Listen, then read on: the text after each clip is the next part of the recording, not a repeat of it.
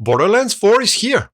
Let's see if my Ryzen 5 5600X with RTX 3060 on a B450 platform could handle it. The full system specs is in the video description.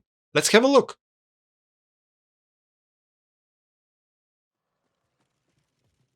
So where should I start? Badass at 1080p resolution, obviously, because why the hell not? Well, because 19 FPS average, that's why. Needless to say, it was a pretty bad experience. The frame rate was so low that I could not enjoy the visual qualities of the game.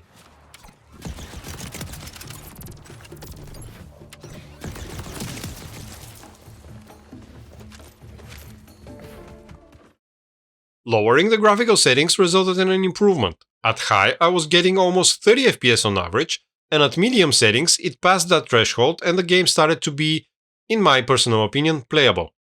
Best results, as expected, were at low settings, 42 FPS on average, which was not an impressive number by itself, but compared to all the rest of the results so far, it was enough for me to be able to focus on the game.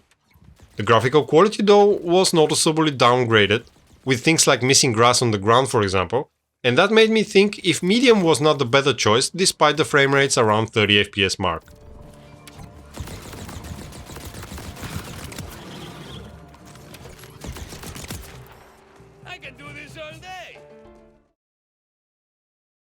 It was time to check DLSS quality.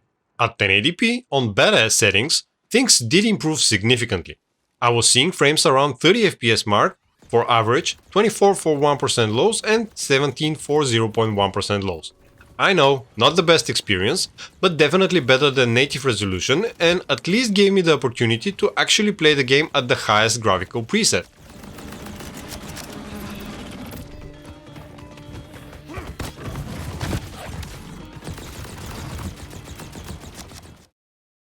Looking at all presets, we can see that DLSS made a big difference for the frame rates. I even saw a 60 FPS on average for the lowest settings. Compared to native, DLSS pushed the average frame rates between 46 and 61%. The upscaling made the game way smoother and allowed me to use one of the higher graphical settings, if I was willing to accept frame rates around 35 to 45 FPS, which to be fair, I could. Despite this though, with DLSS I would again choose medium settings, because the game looked good enough for me and the frame rates were close to 60, which meant smooth gameplay.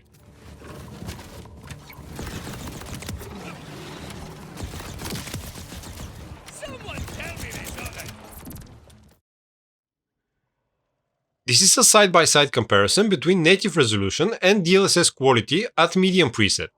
DLSS not only increased the frame rates, but it actually made the game look better, smoothing edges and removing some weird blinking areas.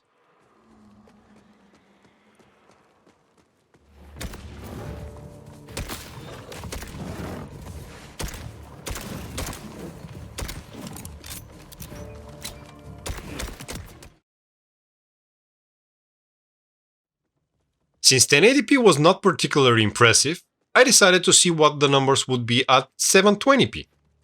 At the highest preset, the 3060 managed to achieve 35 FPS on average, 27 for 1% lows and 11 for 0.1% lows. Above 30 FPS for average, which means, arguably, smooth gameplay on the highest preset, which was cool. But the game looked quite edgy and zigzaggy, so I'm not sure if this combination of resolution and quality preset made much sense.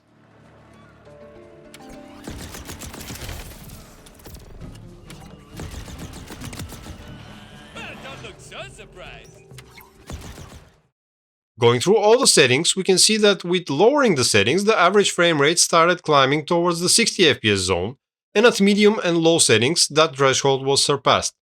Once again, medium settings was my choice since the graphic was good enough with a combination of stable 60 plus average FPS.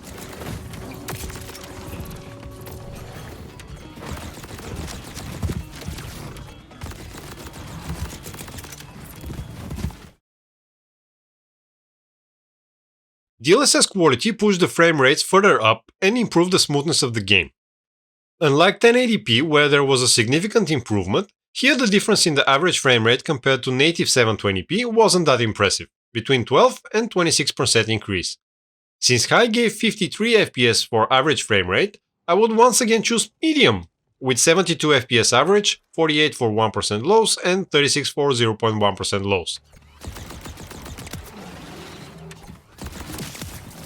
Another interesting effect of using DLSS at this resolution at any graphical settings was that it removed the edginess of the picture at native 720p.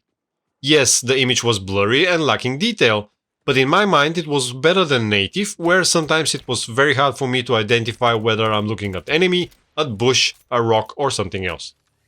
Note that I'm talking about playing 720p resolution at full screen mode on 1080p screen.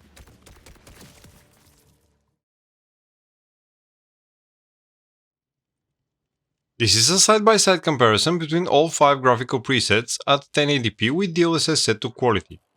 Besides the missing grass on the ground at low settings, everything else looked pretty similar to me. I know that there is a difference since the frame rates were lower every time I switched to a higher preset, but to be honest, I could not immediately notice those differences.